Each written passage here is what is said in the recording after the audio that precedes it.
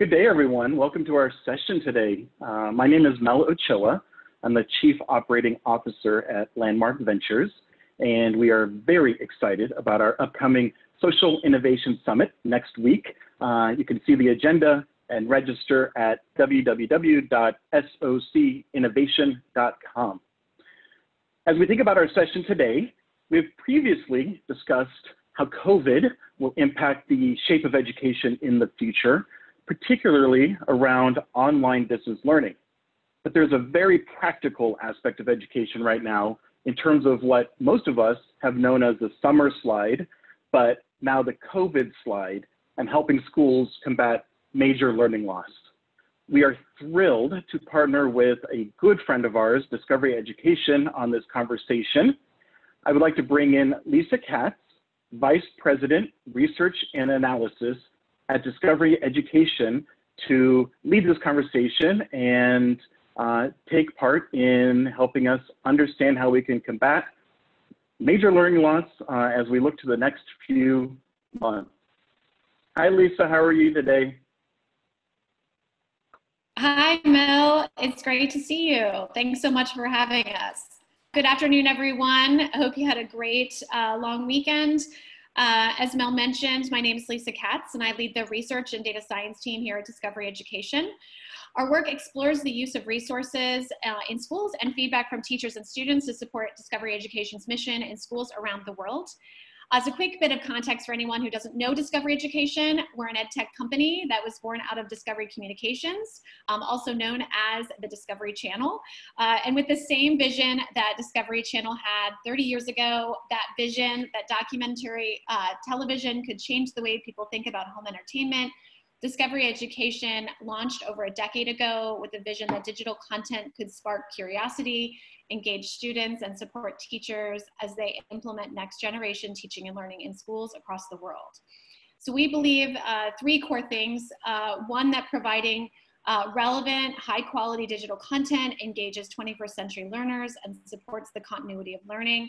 That's essential in today's learning environment, now more than ever. We also believe that all students and teachers should have access to high quality digital content, and we believe that content should be connected to the skills they need for a future ready workforce.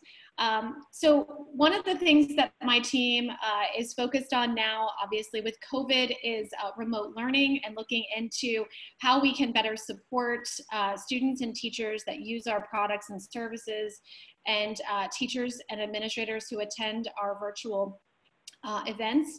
And our focus is really continuation of the continuity of learning. How do we make sure that we're helping to support teachers and students in schools continue learning during these unprecedented times? As the COVID-19 health crisis has disrupted education in schools across the nation and the world, I know that we've all worked tirelessly, especially to, schools and districts, to provide options for educators within days, matters of weeks and days. They've changed the way they've taught. They've shifted their teaching practices so students can continue learning. And school leaders are now faced with a myriad of decisions to prepare students and families and educators for a different norm this fall. So we're going to focus our conversation today around three main themes: equity, access, and support for educators, students, and families. And we've been working to address this with our partners, and we're excited to discuss that with our speakers today. So I'm going to go ahead and start to introduce our speakers. We are really excited to be co-hosting this important discussion with two prominent thought leaders in the space. Dr. Mark Bedell is the superintendent of one of the top urban public schools in the United States, Kansas City Public Schools. And Alex Servello manages Verizon's work in addressing barriers to digital inclusion to underserved communities.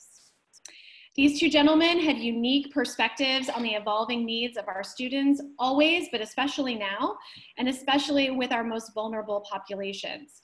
We're really excited to dig in and discuss how they're working to support these students and the incredible educators who've really dedicated their careers to helping support learning in schools and have really transformed how they're thinking about teaching and learning post-COVID. So before we dig into questions, I'll let you know that we are going to collect your questions via the Q&A area and feature, and I'll be addressing those after we finish our discussion with our speakers today. So we're going to go ahead and get started. Dr. Bedell, would you welcome? Wanted to ask you to give a little bit of an overview of Kansas City Public Schools, and we'll just start there. Sure. Thank you, Lisa, and I want to thank Discovery Education for having us here today. This is a very important topic as we think about the learning loss that tends to take place generally just during our normal operations. That's part of the reason why we try to push summer school, but knowing that COVID-19 hit us, we kind of got hit with this dilemma a lot sooner. As far as our district is concerned, we have pre-K to 12, about 15,400 students. We're the 14th largest school district in the state of Missouri. We have about 518 traditional school systems in this state. We are a 100% free and reduced lunch school district. We have about, I'll say 2,500 or so employees total when we add in our part-time employees. And the reality of our school system is it's been, I've been here for 4 years now, just completed 4 years. July 1 will be 5 years for me, which is kind of considered an eternity for urban school district leaders. But we've been able to do some really good work here, put some systems in place, and to have a true ultra sharp focus with our strategic plan that we will be going into year 4 of implementation on. But I will tell you that this whole event has thrown major curveballs. We've been on the brink of moving from provisionally accredited to full accreditation, and felt that this year would have been the year that I think would have taken us over, and then to not have the opportunity to take the assessments and those types of things that we needed now kind of delays that process for another year.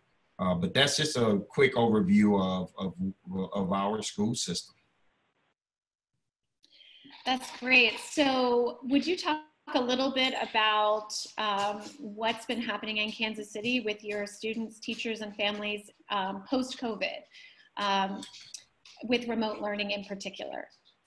Yeah. So, I tell people I've done a number of these webinars or seminars, and I have shared with people, you're going to get the God honest truth from me. It has been a struggle.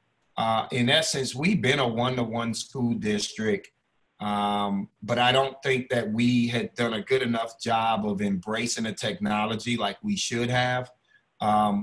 We did not allow for kids in K through 8 to bring the devices home, but high schoolers were much more comfortable because part of our policy was we would allow for high schoolers to take those devices home. So when we ran into this scenario, it was right when spring break was getting ready to start. So the last time that we actually saw students in our system was March 12th, I believe. And then all of a sudden, we got a bunch of kids in grades pre-K through 8, in particular K through 8, that did not have devices. So we immediately, spring break became getting packets together so that we could do that, because our K through 2 students have iPads, and at this point, not having the protective covers, they were only designed to be used in the classroom. We couldn't put those out. So now we're already behind the 8 ball as far as technology is concerned. And then also realizing that in many cases, we probably had anywhere from 60 to 70% of our families that did not have connectivity.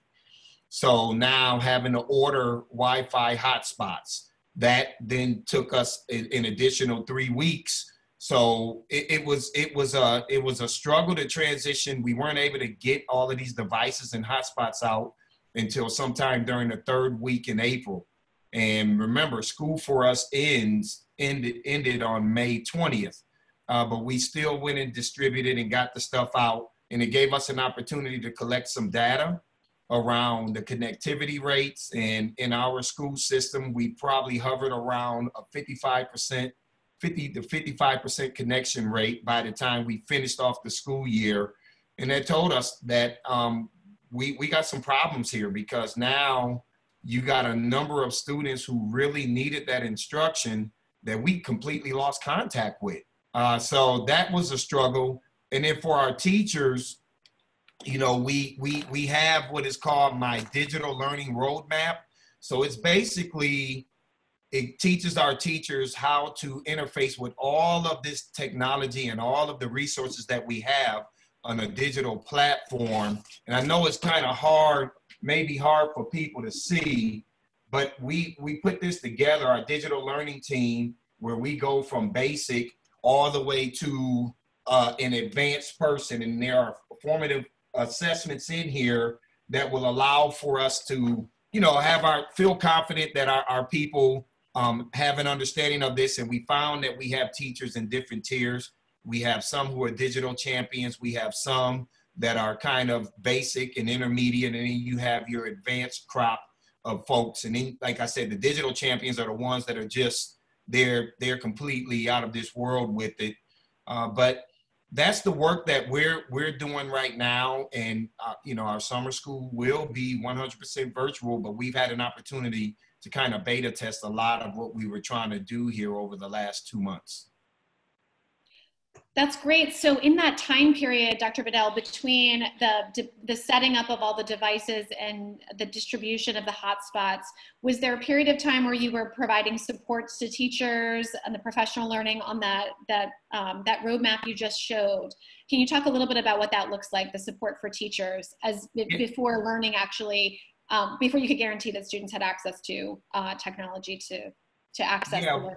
Well, we had our digital learning team. They were working with our teachers, and this wasn't, we didn't just roll this out for this event, right? This was rolled out back in the fall as we were working on trying to get our educators to be more comfortable understanding how to interface with this virtual world of teaching and learning. But what we said was, we know too, in the midst of people going through their traditional modalities for teaching and learning, school year already having started, we wanted to have this available for our teachers. It wasn't mandatory. It became mandatory once we got into that April period where we had to give them some time. So we were flexible with our schedules. We operated on a 9 to 3 p.m. schedule, so that gave them flexibility to work on this. Friday, we set it up where Fridays were generally designed where you would meet with your students a little bit, but primarily Fridays were designed for this professional development, for our teachers to meet in cadres so that they can also talk about the academic planning that we have on our website. So if you go to our website, we have the curriculum uploaded, and we call them task masters for pre-K all the way through 12. So everybody can go there, and there's videos that we've uploaded. There's a lot of things that we've done over the last 2 months that will put us in a much better position should, you know, we have to extend this into the fall, that will be much more stronger in being able to engage with our students at a much deeper level and a much higher level. But our teachers went through this, and we had on-site professional development support from our IT team and our digital learning team. If they had issues with connectivity in their homes, we took care of our teachers to make sure that they had connectivity. If their laptops were causing problems, they could come to our sites and we would provide support. So I think we've done a really good job. We've even taken our union president through several of these modules so that she could feel confident and comfortable that this is good stuff that will set us up to be in a much better position later on. That's great. So the feedback from teachers and students after you started remote learning in April, is that helping to also inform the plans for the fall? So what kind of challenges are they sharing with you beyond the connectivity and sounds like readiness and support? You've put all those pieces in place for them. Are there any other challenges that they are sharing with you, either families or students or teachers, that's helping to inform your planning for fall? I mean, the biggest piece for us right now is, you know, making sure that we're able to better support our families. If you know, families are having to work with students at home, you know, how do we help teach them about what are the look for our parents?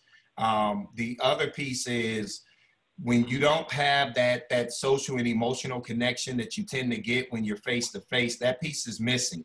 And so we have to work through our student support division around how do we become stronger in that area? What does, you know, I want to say telehealth, but for us, it's utilizing doing tele conversations around some of the social. We got a number of kids that show up with a lot of trauma. We got families that have a lot of trauma just simply because of the mobility that we deal with. We have a high homeless percentage of students.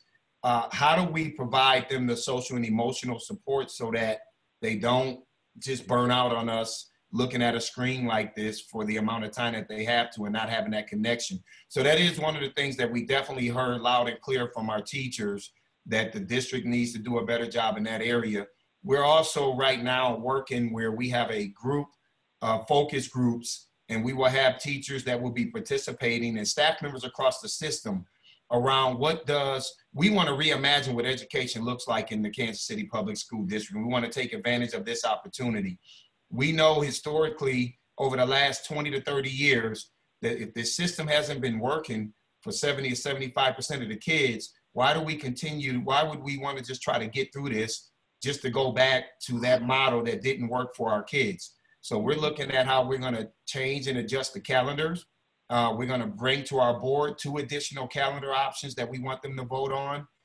We're going to continue to work. We're trying to reimagine what some of our positions look like so that we can have that relevancy as we continue to go through this digital transformation.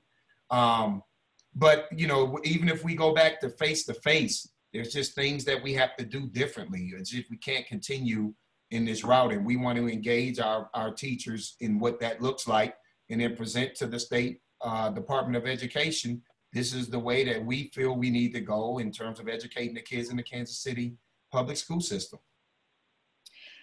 That's great. So, I mean, I want to dig in a little bit on the equity piece, and then we're going to talk really briefly to Alex too around how Verizon is helping to support with that. So you've touched on a bunch of different areas related to equity. I think building on really your strategic plan and what your vision is for equity for students, families, and educators in Kansas City Public Schools. So in addition, is there anything you want to add or highlight about your plans to help support not only the access, which you talked a little bit about, and equity and access to technology, but equity in general related to your student population and the families that you support?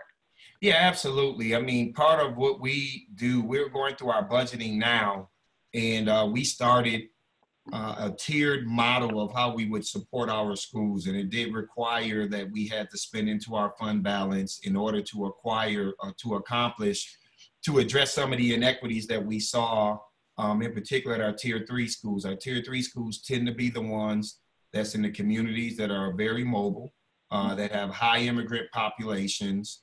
The socioeconomic status is the lowest within the boundaries of our city. And so we figured that, you know, we wanted to specialize in giving them supports based on the clients that they serve, the community that they serve. And our board's been fully committed to that.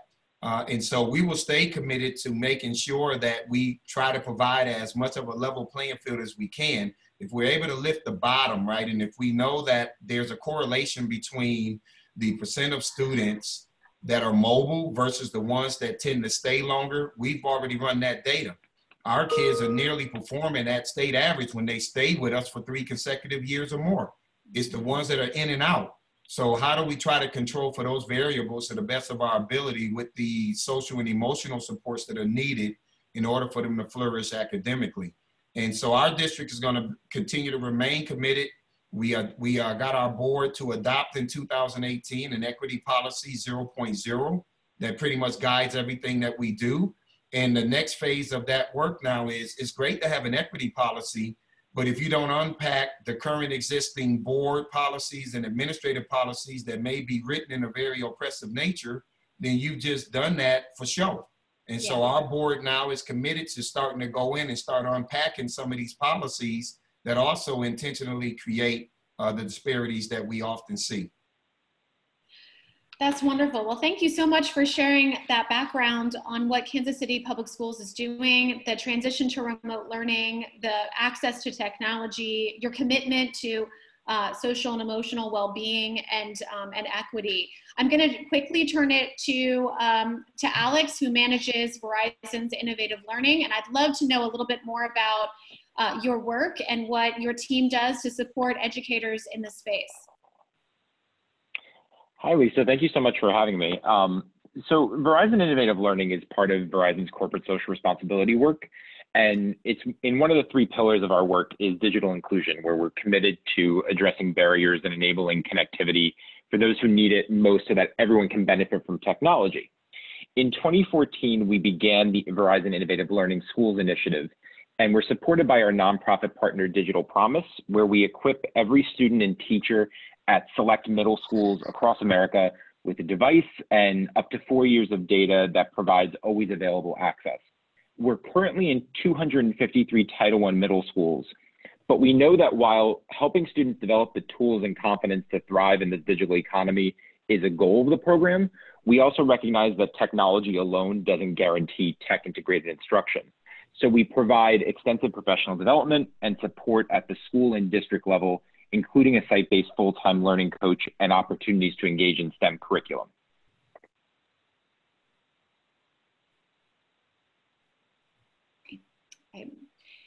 So talk to me a little bit more about how Verizon right now is using this time in education to sort of rethink or reimagine the role of business, specifically in supporting education.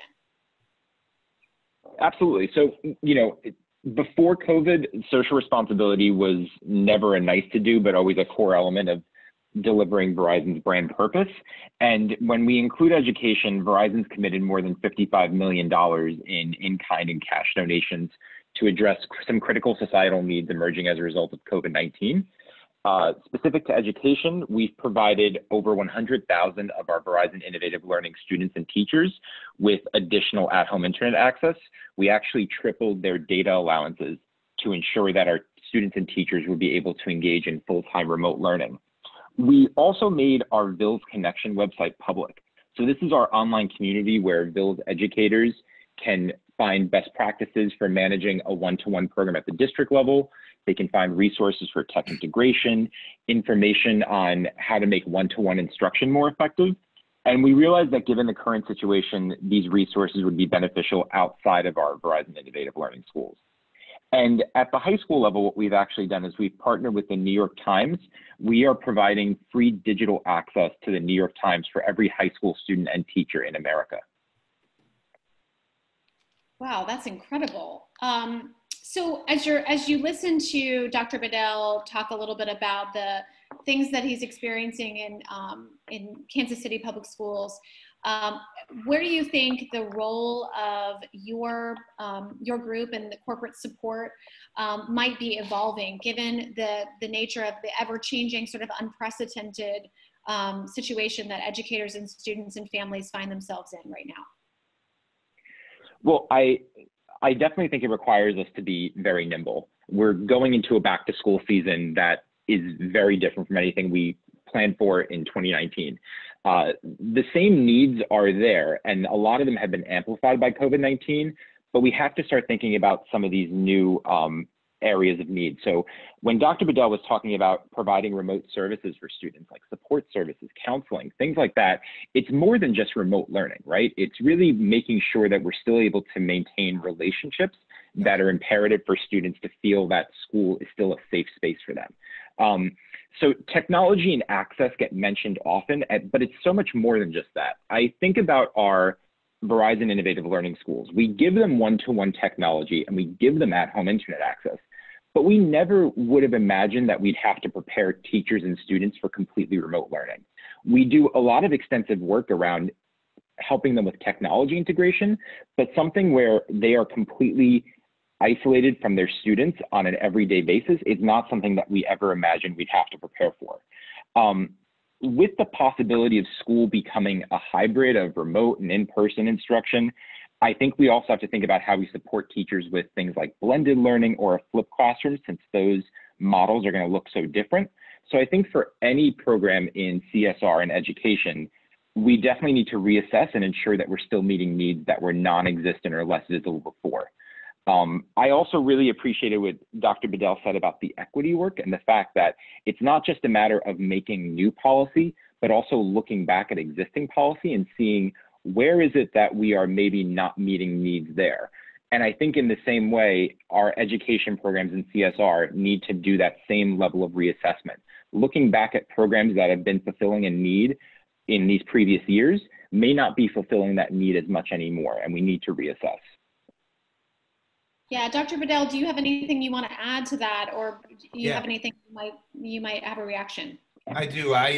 The piece that Alex talked about around, making sure that there's this emotional connectivity, because you're right. Everybody can just roll out and we can go one-to-one. And listen, we did that, everybody. All of these participants. That's exactly what we did. We rolled it out, said we were a one-to-one school district, but didn't take into account all of these other variables or all of the other digital transformation. Like, we're actually undertaking full-blown digital transformation now. And so what I mean by that is if we're in a hybrid model and I have kids who have to be at home versus, not being able to have all 15,000 in on site at one time, then my job should be to make sure that we can still have this connectivity. So the other thing that we're working on, while we've already entered into some MOUs with a radio station to have slots where we can have a hotline for people to call in. We can do lectures. We just worked with a local channel, Channel 38, The Spot. We're working on executing that MOU so we can put educational content up on a local channel that everybody can access. We've worked with Spectrum, so we have an educational access channel with them that runs all day. We're working with AT&T and DirecTV. I don't know if they merged, but we're working with a number of entities right now, even with what we're trying to do with our bilingual department. We've even entered into some MOUs with some bilingual providers so that we can try to connect with them to the best of our ability. They also need to see us. That's the thing I learned about doing this parade on last Thursday, end of year parade at one of our elementary schools, and seeing the amount of families that stood outside of their yards, just talking about how much they miss their teachers on posters. Yeah, I think you're touching that last point sort of hits it for me. I live with a middle school teacher. My husband's a middle school teacher. My kids are both having very different experiences in what's expected of them from their teachers. But we also have friends who are teachers, and they're really missing, the whole reason they went into education was to support and be with students, especially young students, my friends who are elementary teachers. So that connecting to what teachers need as well, in addition to what students and families need, I think is really important. Absolutely. So, Alex, are there things that, as a corporate citizen and future employer, what is Verizon thinking about the long-term effects of COVID and the supports that you're thinking about putting in place for schools? So I think one thing that I think about as a former educator is that although parts of the country are beginning to reopen slowly, we are facing a time where we're told that public spaces, including schools, should be avoided. And we know that schools are not only a place for students to learn, but also a place for them to feel accepted.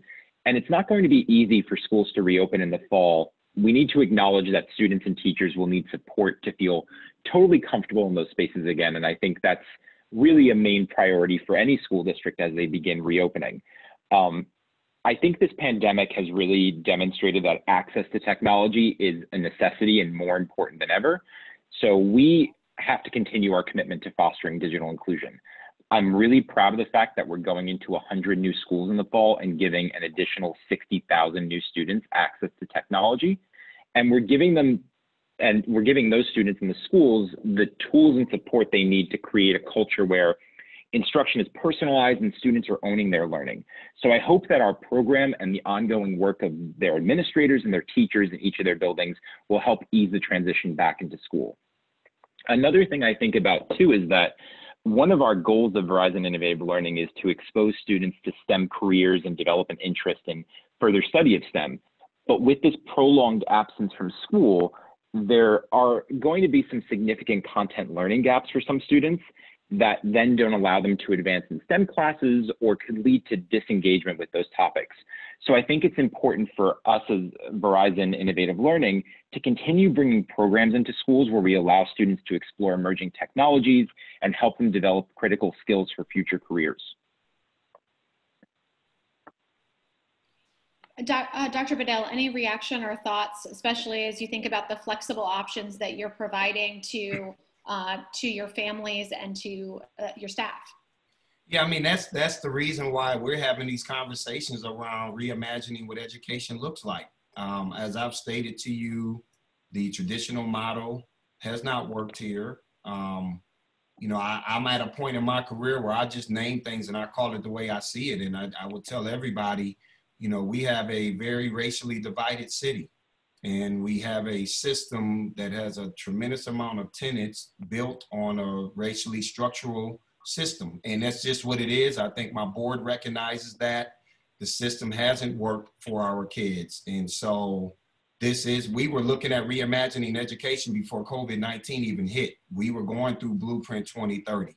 That was to redesign our system. That was to look at the inefficiencies. That was to take a look at all of the inequities. So a lot of this stuff is things that are already on the ground.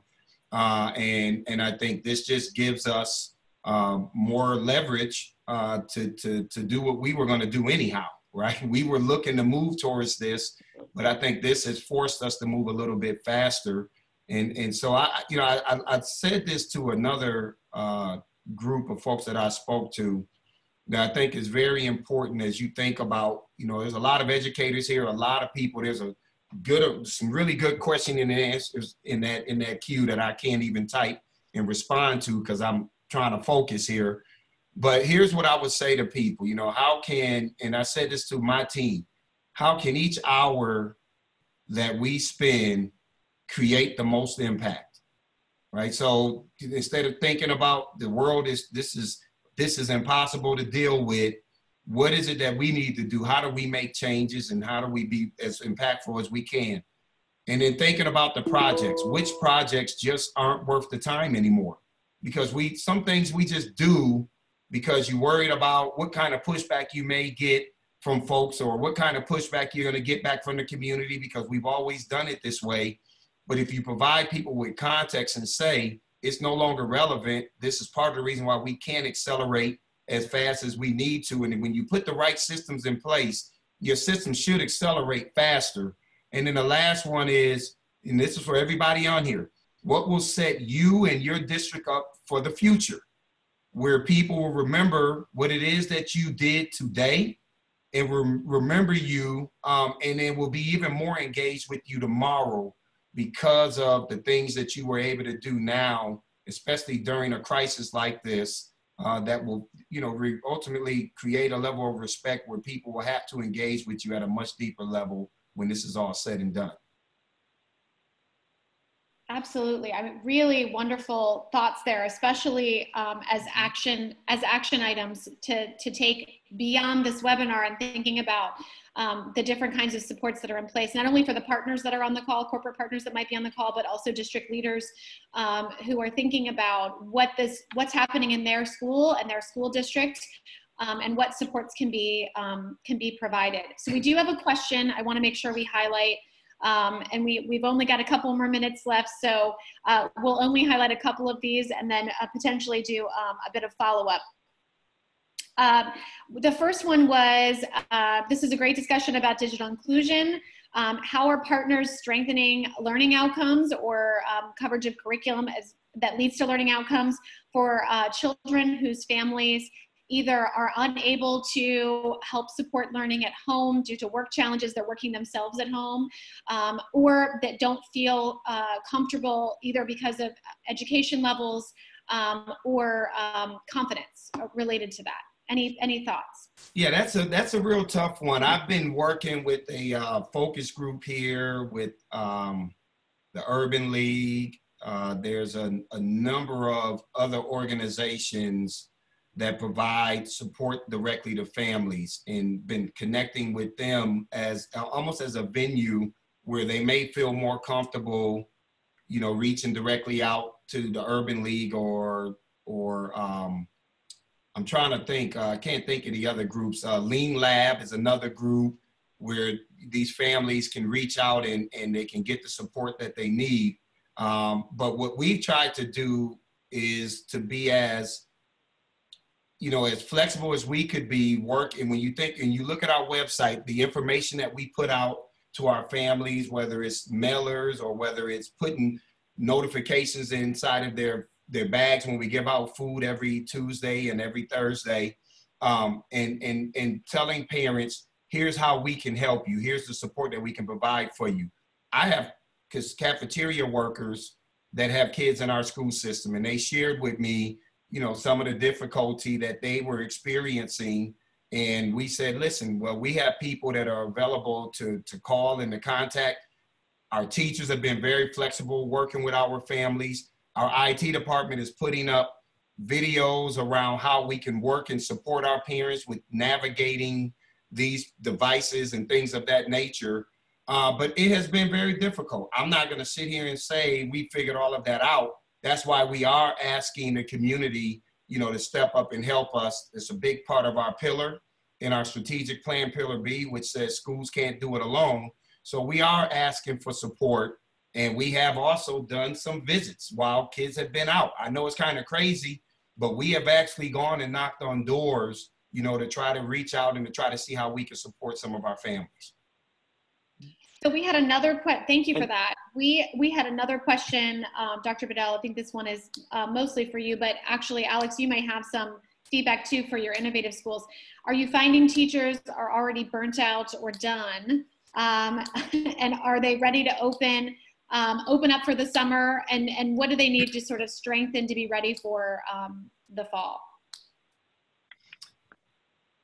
I guess I'll start, Alex. Yeah, so absolutely, they're burned out. I'm burned out. I'm tired of looking at this screen and getting in the office at 7 in the morning or 7:30 in the morning. You know, some days I'm on this until 9 o'clock, depending on how long a board meeting may go on that particular day. So I know that it's no different than when you're trying to teach students how to prepare for the SAT or the ACT, right? It's about stamina. And for some of our kids, when they don't understand that you have to read this amount of passages in this amount of time, it's a process. It's going to take time to build the stamina to be able to do this in the manner. So yeah, man, people are absolutely burned out. I'm not certain what summer school will look like. Because our summer schools are generally built with enrichment opportunities where the kids are doing a lot of physical activities, and now having most of those not even operate this summer.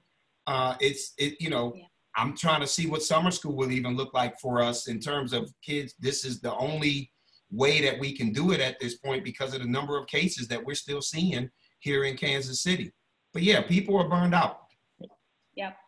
Well, and I also think it requires us to reimagine what this idea of meeting virtually looks like. I think that it's very easy to burn out if you're spending your day entirely in video conferencing, right? So I think that for a lot of teachers, we see a lot of interest in professional development over the summer. We have a lot of teachers that are really interested in developing their skills when they have more time during the summer.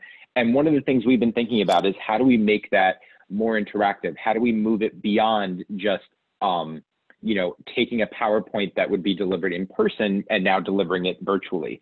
So just thinking about ways that we can make interactive, some asynchronous learning. We've done a lot with providing teachers with what we call bite-sized PD.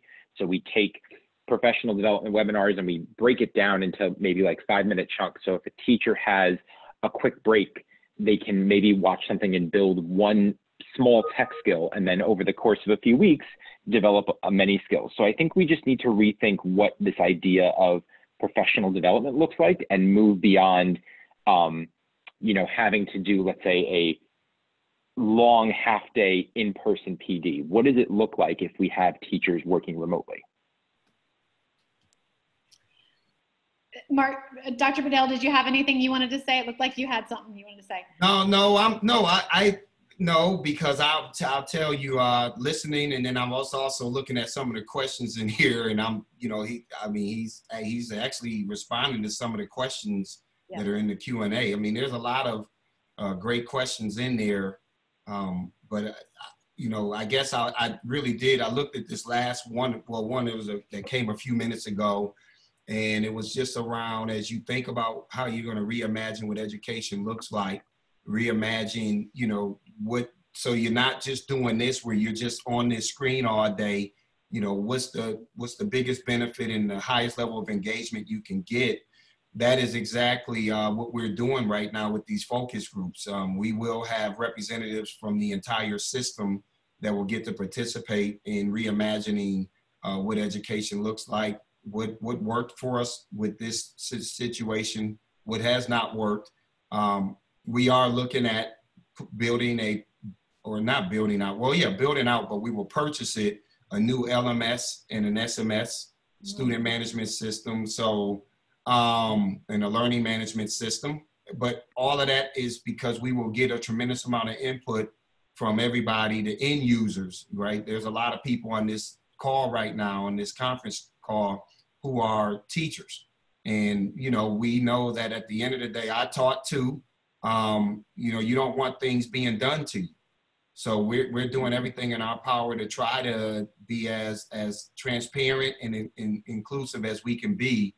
And if we do that, then the buy-in, the likelihood of this not failing is significantly increased because we have authentic buy-in. Yeah, and that last part that you touched upon, I think, is something that I want to underscore, especially, you know, having been a former educator, high school teacher, and living with my husband, who is getting ready to launch his online class with his middle school students in a couple of minutes, which is why I kept looking over at my door here. He is, you know, they were told on a Thursday afternoon, you're not coming back, and Wednesday, you got to have your lessons ready, and this is the way it's going to be. And so, you know, there's this extremely versatile group of folks who are committed to teaching and learning, and we're extremely flexible. So the types of flexible options and the things that you're both considering in your respective roles, I think can only drive things forward. So I think that one of the last questions that I'll mention to both of you is thinking about what other opportunities we have in this moment. We talked a lot about reimagining PD, reimagining how we deliver instruction, how we support educators. Can each of you talk about any other opportunities that you see in front of us? And then we'll talk a little bit about those questions that keep popping up in the Q&A that we'll address at a later time. Right. Well, Alex, you want to start this I think, sure. So I think Dr. Bedell really, he made a point that I think is so important. I appreciate that he was able to share his district story. And I think that as corporate entities that work in CSR for education, we need to listen to educators as much as possible. This is really a time where they are the experts on this and they know exactly what their needs are. But I think it also extends beyond the educators, because we need to also include students. A lot of our initiatives are out there to change outcomes for them. So I really encourage all of us to not just develop solutions for students, but actually with them. And I also just think that our needs are changing so rapidly, so we can't assume that our current responses to an emergency are necessarily sustainable ones. So like I mentioned earlier, we need to be nimble. I mentioned that with Verizon Innovative Learning, we've increased our data caps in response to this rapid change over to remote learning, but we know that that alone is not going to be a long-term solution. It needs to be provided in tandem with other services. So I think that it requires us to constantly have conversations with schools, conversations with students to make sure that we are being as responsive to their needs as possible.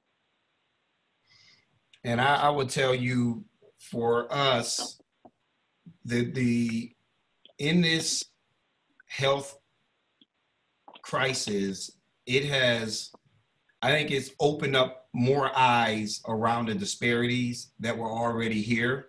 And so for us, it's making sure that as I sit down and I have conversations with a lot of our business leaders here, or whether it's the relationships we have with the Kansas City Chiefs and some of these major organizations, in talking to them about, here's the reality. You now have some more data that just clearly shows you the disparities that are out here.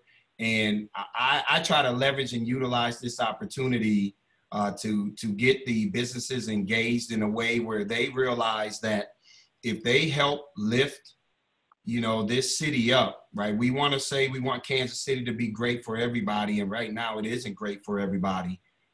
This is an opportunity for everybody. And now you have concrete data to say, by you helping to lift the bottom, you will make this a great city. You will make this a much more attractive place. And then allowing for them to be thought partners, because here's the deal. If I get the board to approve this calendar option that we're looking at, we're gonna have to have support from the business sector, right? Because if we are on from from the beginning of August, and then now all of a sudden our families are out during the whole month of November, right? How does that impact the work that we need to be doing here? But we believe that it's a better opportunity to be able to give our kids much more instruction. So rather than starting on the 24th, because we think that will further increase the learning loss, if we were to start on the 3rd or the 10th, does that now allow for us to capture some of those fourth quarter concepts that we lost, but then we need support from the business sector in being able to pull this off? So bringing them in, having deeper conversations around how you all can also help us reimagine what education looks like, so that, they also don't feel that something's being done to them. So I think that's the opportunity that we will try to leverage and utilize in this process. And I've already started having those conversations with a lot of the leaders in this community. Plus, being a member of the Chamber of Commerce also helps. Yes, it certainly does. Well, I just wanted to say thank you very much. I know we ran about 5 minutes over our slated time, but we've kept a lot of our audience, so they seem really excited and interested, and I know that chat's blown up.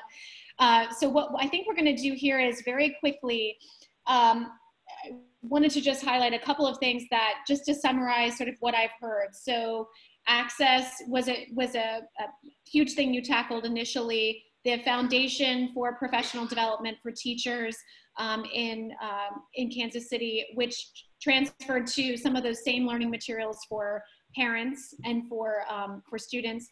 I think, Alex, your point around flexible options and flexibility related to how do we support not only teachers, but how do we start bringing student voice into any changes to reimagine what education looks like is really important, and underscoring, helping to support with access. So there's a lot of folks in our chat asking, what can they do to help? What can they do to help?